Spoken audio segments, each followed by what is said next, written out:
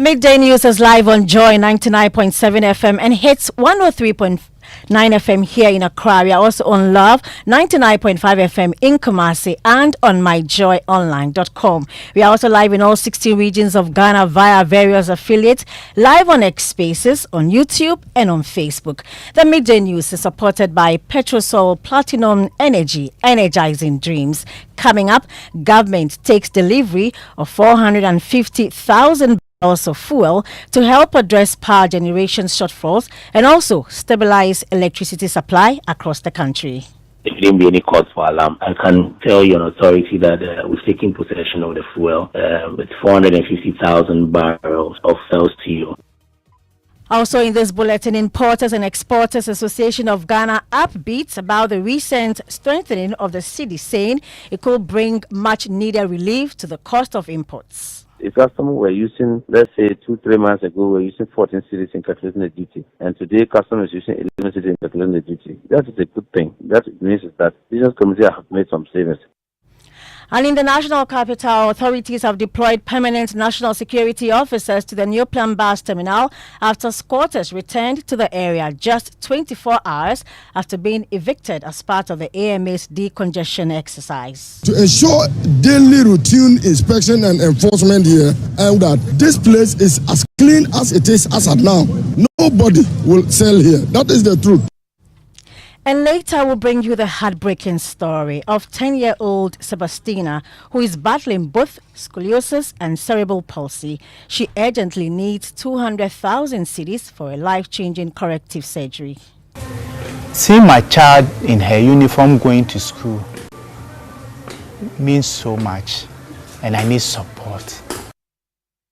I'll bring you details of these headlines and more in this bulletin. Thanks for choosing us. We are Joy News, independent, fearless, and credible. I am Hannah Odame.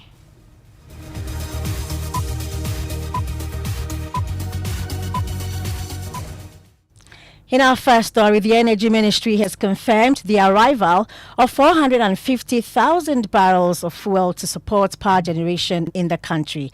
This follows an earlier revelation by the sector minister that Ghana had less than 3 days' worth of liquid fuel left for its thermal plants. The fresh supply is expected to bring some relief and also stabilize power across the country. Head of Communications at the Ministry of Energy and Green Transition, Richmond Roxon, says the fuel is enough to keep the plants running for a while, and Ghanaians should not expect any outages due to the fuel shortages. I can tell you on authority that we've taken possession of the fuel with 450,000 barrels of steel, which would definitely help with powering of our thermal plants and then production or generation of power. And then it's currently at Anchorage. The thing is that when it comes to the fuel, beyond LCO, we also have other liquefied fuels that we depend on, also have natural gas. So it will depend on the demand at every point in time and then what it will be. But definitely will cover us for a long period. And then this is also one of the first parts we expect out of the numerous. So definitely, like it's always been, the ministry will ensure that consistently Ghanaians have stable power supply. Now, what it is that every now and then parcels of fuels are ordered. The only challenge is financing, because if you look at the tariff structure, fuels are not part of the tariff structure. So every now and then we'll have to fall on Ministry of Finance to make provision for funding. And that is what the challenge has been. In the interim, we are putting in measures to ensure that some structural reforms are made so that these problems will be a thing of the past. I mean, Ghanaians have the assurance of the Honorable Minister for Energy and Green Transition that consistently there will be power supply to the people of Ghana for their homes and their businesses as well as industries. Let's stay on the power sector. Now, the Ghana Grid Company Limited, GridCo, and the Electricity Company of Ghana, ECG, are assuring residents of Obuasi and New Edubiase of efforts to restore power supply following a fire incident at the Obuasi substation. In a statement, GridCo indicated engineers are currently conducting technical assessments to verify the integrity of the equipment at the affected substation before reconnecting customers to the national grid. Let's listen to Benjamin Owusu Entry. He's a PRO for the ECG in the Ashanti West unit. as we speak, the customers are still of the incident occurred last night at about 9:12 p.m. At the Gridco box supply point. And the box supply point is very significant in our operations because that is where ECG normally meets Gridco to take power supply from and then distribute to our church customers via our feeders, our distribution lines, and then sometimes the sub-transmission lines as well. So once the box supply point is affected, customers in our near the Biase district and Obuasi district will be affected because that is where they take power supply from. So what we know now is that the fire supply gutted some equipment at the Gridco end of the BSP. And once the Gridco end is shut down, there is no way power can flow through the ECG end for onward distribution. As we speak, the Gridco engineers are on site assessing the extent of damage before they see what they can salvage to restore power supply to enable ECG also distribute power. Our sub-transmission team is also on site together with the Ashanti South maintenance team as well. So all the engineers responsible for restoring power supply are on site as we speak, but we would want to apologize to our cherished customers that it's as a result of this fire outbreak, not any deliberate acts, but engineers are working assiduously to ensure power supply.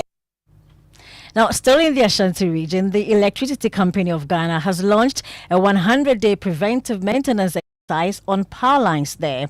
That's ahead of the raining season. The move aims to ensure there is stable power supply during the storms. ECG says it is also cracking down on scrap dealers and others who steal power installations, disrupting electricity supply in the region. There's more in the following reports.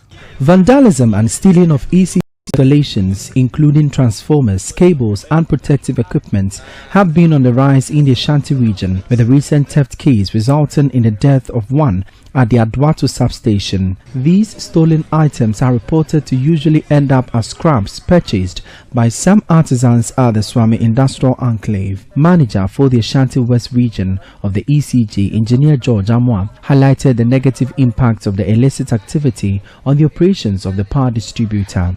We don't want to run at all as a company. We need money, okay, for this company to ensure that everything goes on well. We buy transformers, we buy poles, we buy conductors, almost everything that we use, we buy. And it is the same money that we get that we do. So if you steal, it means we are not going to get it. Because when they continue to steal, it's affecting us as a company, it's affecting us as a nation. Ashanti Regional Chairperson of the Ghana National Association of Garages, Alhaji Lukman Nuhu Apiedu, hinted at the challenges in fighting the thievery. The scrap dealers begin to attack those of us who find out they are selling illegal items like the ECG installations. This is preventing a lot of people from reporting cases of thievery like these.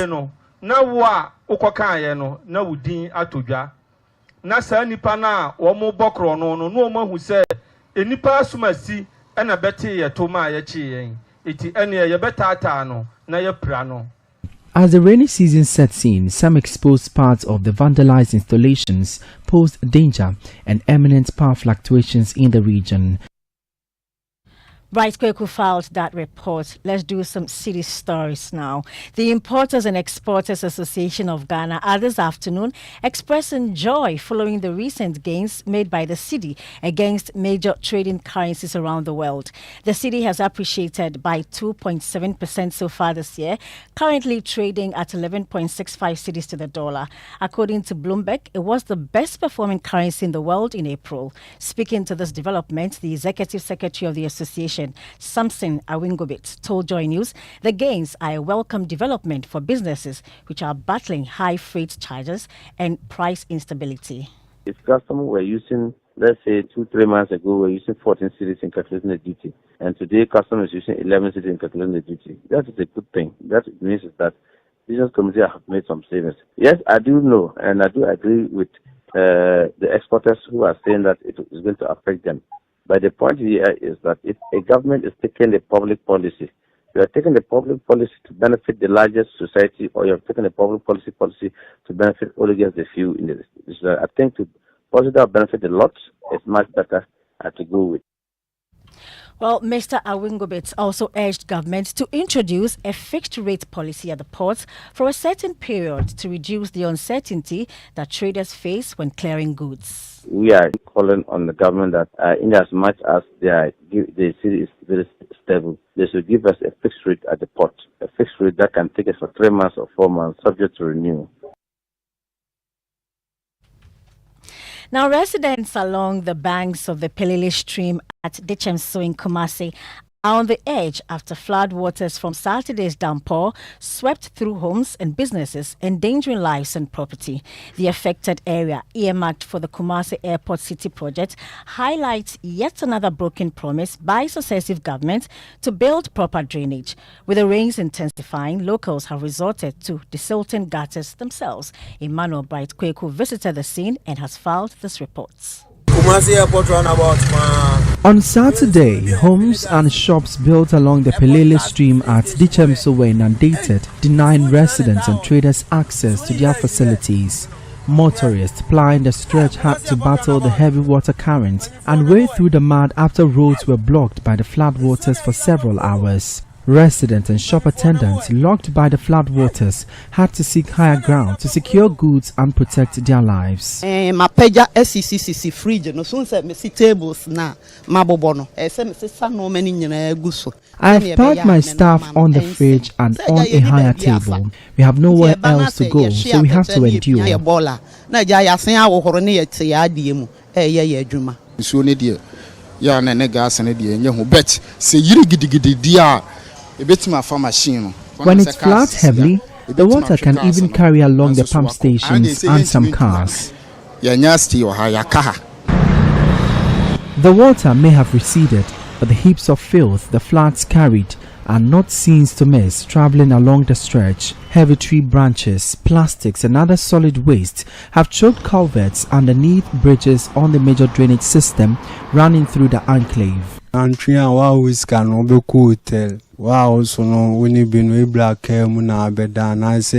the water doesn't recede, you have to seek shelter elsewhere. Sometimes when we can't leave, we are compelled to fetch out the water to have a place to sleep.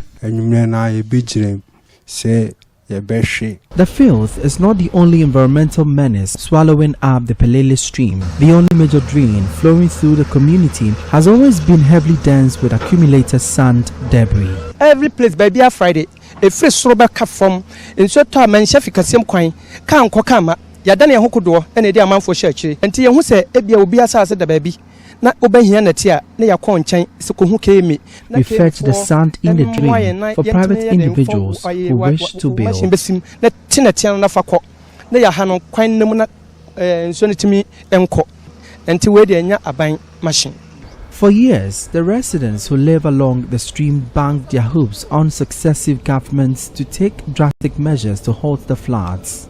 So bridge no omuntimi empeja bridge no sesia gata ne de anye bia kasa ba na twa mo no e dey be for a friend drip machine. If they can't elevate the bridge, they must utilize the drip machine to desilt the gutters. Serving as the gateway for international visitors to the Ashanti region, the soon-to-be airport city begs for major infrastructural improvements. From here at Dechemso in the Ashanti region, my name is Emmanuel Bright Kweku. Back to the capital, and the Accra Metropolitan Assembly has deployed 3 permanent national security operatives to the Circle New Plan Bus Terminal to prevent the return of squatters. This follows the swift re-encroachment of the terminal by the squatters less than 24 hours after Wednesday's major eviction exercise. Let's go live to the terminal and speak with James Aveji, who's been following the situation since morning. Now, James, what's the current situation where you are? Well, Hannah, we have just went to Kaneshie and back, but on the situation at the Kaneshie bus stop, order has been restored. We broke the story in the morning at about 8 a.m. when we went to the place to independently verify what the situation is 24 hours after the decongestion.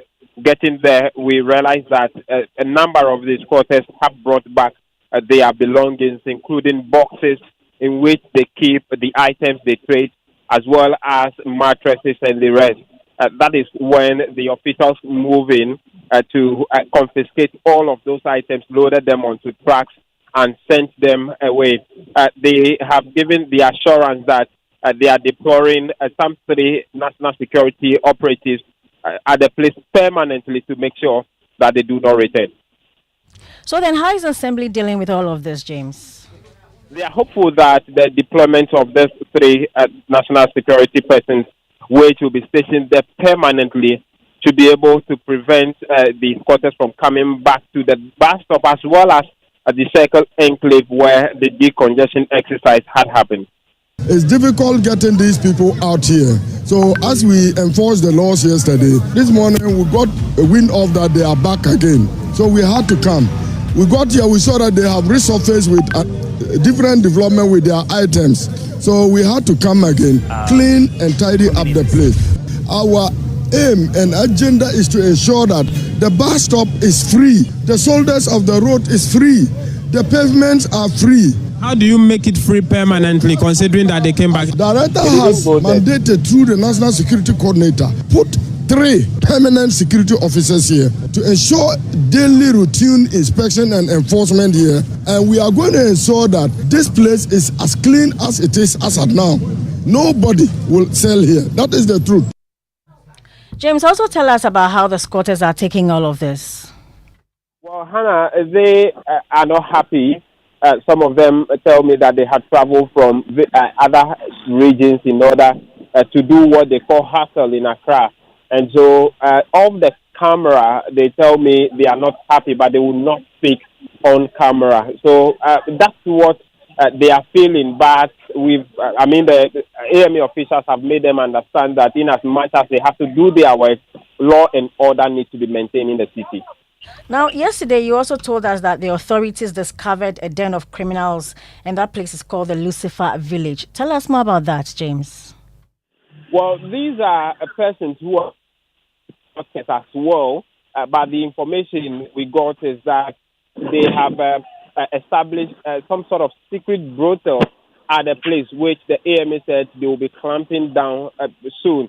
We haven't been there today. It is unclear what their plan is, but we are hoping that if this congestion exercise ends, they would be able to bring sanity to that part of Accra or Circle as they had promised us yesterday. Thank you, James Aveji there. Also on the ground is Kenneth Jesse, who is following events within the adjacent Korle Klottey municipality. Now, tell us about the exercise ongoing there, Kenneth. Well, this is not a decongestion exercise, but it is for 3 main reasons.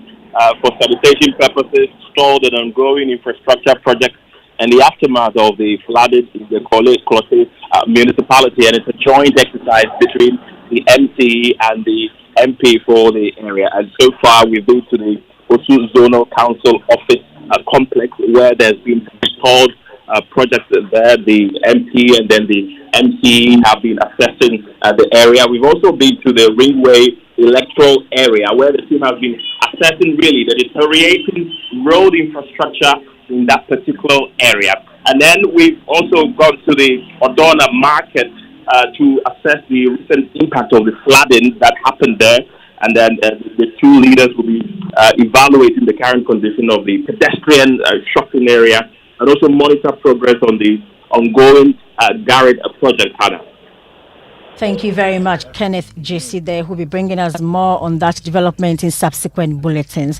Let's take a short break here. When we come back, the Ghana Atomic Energy Commission and the Forestry Commission justified their decision to remove 14 trees and prune others on the Atomic Kwabena Road, as it says some of them pose danger to vehicles and road users. They were given the permission to remove 8 mahogany trees, 6 leucaena trees, and prune 43 mahogany trees. So they really contacted us before that exercise. And later we'll bring you the heartbreaking story of 10-year-old Sebastina, who is battling both scoliosis and cerebral palsy and urgently needs 200,000 cedis for a life-changing corrective surgery. Seeing my child in her uniform going to school means so much, and I need support.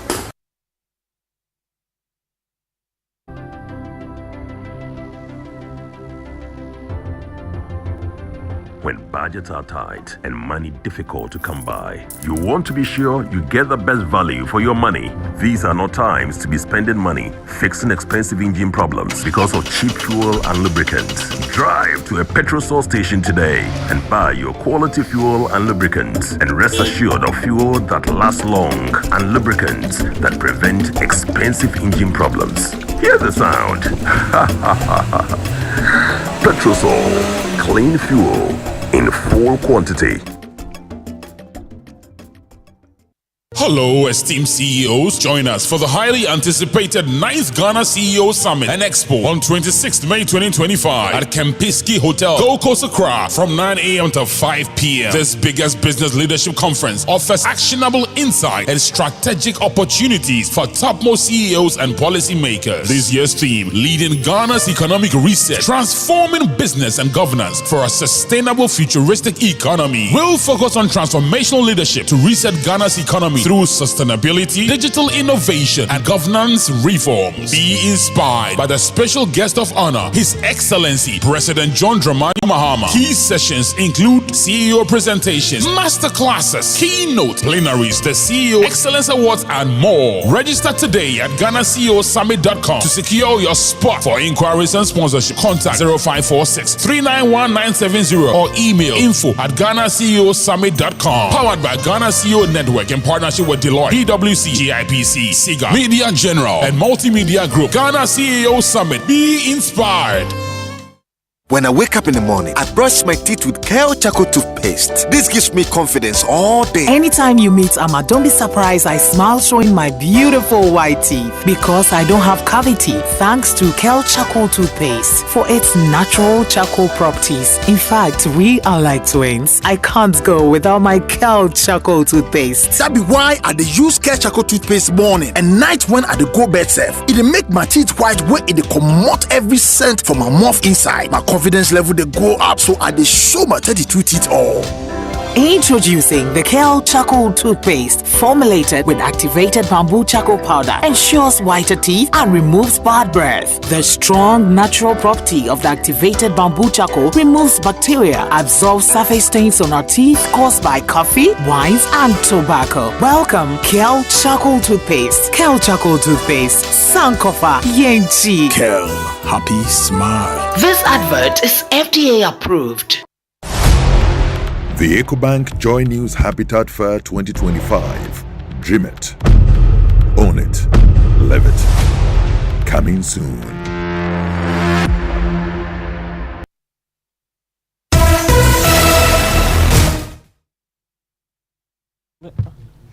Yeah, welcome back, and we start the second half with sports with Mr. Achu. Well, let's talk youth football because things have not exactly been great for Ghana. Last week, the Black Satellites lost to Egypt on penalties at the Under-20 AFCON, in the process missing out on the World Cup for a 10th consecutive year. The Black Meteors have also not qualified for the Olympics in 21 years. Now, looking back on the situation that has also affected the national Under-17 team, former Vice Chair of the GFA's Juvenile Football Committee, Sami Enimadu, has identified the lack of proper support systems and government backing as a key factor. The government must also come in to support financially when it comes to the junior national teams, to camp early, to prepare them early. You are going to play against Morocco or Nigeria, or those people who are playing, the youth teams are going to more competition, getting the right diet, getting a psychologist. Remember I told you we need psychologists around for these kids, getting the right diet for them, getting the right education for them. So if you do that, you get a result. But sometimes we lack some of these things. That's Sami Enimadu, former Vice Chair of the GFA's Juvenile Football Committee. And that's our sports. Yeah. Let's move to other stories. And government has committed to honor the conditions of service agreement signed on the 12th of November last year with 3 university staff unions made up of the Senior Staff Association of Universities of Ghana, the Technical Universities Administrators Association of Ghana, and the Federation of Senior Staff Association of Ghana. It follows approval of the revised allowance rates by the Finance Minister. The unions, which have declared an indefinite strike over the delays in honoring the conditions of service agreement, are expected to meet soon to decide on calling off or suspending the action. Meanwhile, campuses like KNUST and the Kumasi Technical University remain quiet as the strike enters day 2. Offices are locked with critical services, security, laboratories, administration and hospitals severely affected. And my colleague Maxwell Agbagba joins me in the studio with details of some actions to be taken by the Finance Ministry. What does it say, Maxwell? Yes, so we have the letter of approval from the Minister for Finance addressed to the Controller and Accountant General's Department and then the Director General of the Ghana Tertiary Education Commission. It says, following conclusion of negotiations between government and the 3 teacher unions, approval is hereby granted for the payment of revised rates of allowances payable to eligible staff of the above stated unions. Now, the effective date of implementation is 1st November 2024. The payment of all other allowances is to be made in accordance with the government approved rates. And Appendix A gives us those approved rates, Hannah. But then we also know the heads of all the public institutions have been directed by the Ghana Technical Education Commission to take the needed action on this. What exactly are they to do? Yes, so in this letter dated today, signed by Professor Ahmed Jinapo Abdullah, who's the Director General of the Ghana Tertiary Education Commission, GTEC, he says reference is made to the Ministry of Finance letter dated 21st May 2025 on the above copy attached. You are hereby requested to take the necessary steps to implement the conditions as stated in the letter immediately. So earlier you spoke to the chairman of the Senior Staff Association UCC branch. Briefly tell us what he told you. Well, Chris Agri, he's excited that government has responded to their calls. Yesterday, on the 21st of May, after our declaration, it triggered some reaction from government.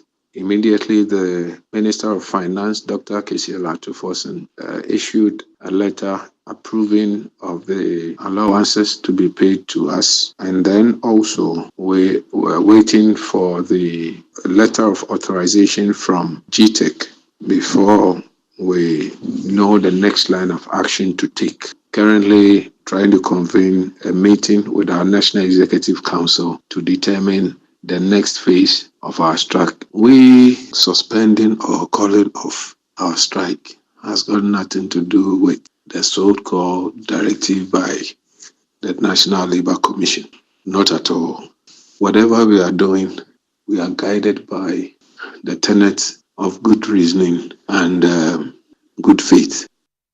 That was Chris Agri, he's chairman of the Senior Staff Association at the UCC branch. Most children grow to live independently, but not 10-year-old Sebastina Mabina Ando. For 5 years, she's been out of school, battling cerebral palsy and scoliosis. She now needs 200,000 cedis for surgery to treat her spine so she can return to the classroom. Irama Akwa was at her home and now reports. Every morning, 9-year-old Apna Ando pulls at her school uniform hanging on the door, hoping that today might finally be the day she wears it again. She loves school, but for the past 5 years, the classroom has been just a memory, locked behind the twin walls of cerebral palsy and scoliosis. We're told to go for a scan at the Kolebu. So after the scan, she was diagnosed cerebral palsy patient. So we realized the back was burning. It's getting scarier because it's growing faster than it used to be. Apna's world has slowly narrowed. Her spine is now severely curved, a condition doctors say could one day affect her lungs, her movement, and even her life. If you don't do anything about or you don't intervene at this point in time, the curve will just continue to become bigger. And when the curve becomes bigger, most of the curve is in the thoracic region. It's very likely to affect her breathing because it's in the same region that you have the lungs. So if the curve occupies too much of where the lungs are supposed to be, it's going to affect her breathing. Misremo misada miseye misremo mumla memboae nintu minhwa me bano nenye ne surgery ne mano Only seeing her walking normally again means so much to me. Seeing my child in her uniform going to school means so much, and I need support. I can't afford it. I'm helpless. I can't take up. Abna has the will. What she does not have is the means to pay for the corrective surgery. Sebastina will be grateful for all the help she would need for this corrective surgery. And guess who is here for the trends? Hi, Hannah. Sebastina Safo. That's right. Well, today a lot of things are trending, but let me focus on the city. The city is trending #1 on our social media platform because of its impressive performance. Now trading at 11 cities, 65 pesos. At Adra says autonomics at play. At Benin says, I admire the performance of the city. I'm hoping government can keep this up. And that's one of the biggest trends on social media today. We hope that Sebastina also trains so she can get some help. Indeed. But you can walk into Joy FM and make sure that you're part of this. This is big. We need 200,000 CDs for That's surgery. it for the midday news. You can find more stories on myjoyonline.com. Thanks for joining us this afternoon. Pastor Mensa Otabel comes up next with Living.